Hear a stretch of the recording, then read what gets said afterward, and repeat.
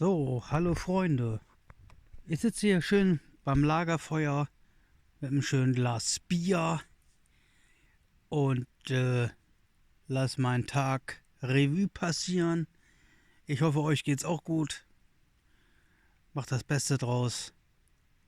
Ja, was soll man groß sagen?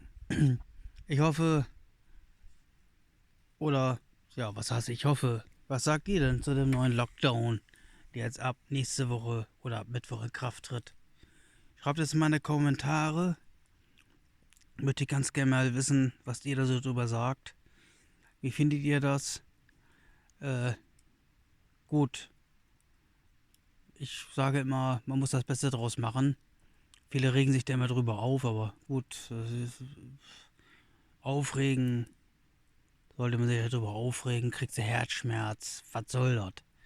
Was soll das? Scheiß drauf. Die Regierung hat das beschlossen, ne? Die Politik hat das beschlossen, dann müssen wir denen halt Folge leisten und gut, das ist ganz einfache Sache. Ganz einfache Sache, ne? Auch wenn es anderen vielleicht nicht schmeckt, müssen wir sehen, dass wir das Beste daraus machen aus der Corona-Zeit. Und ja, bis dahin erstmal, mach's gut.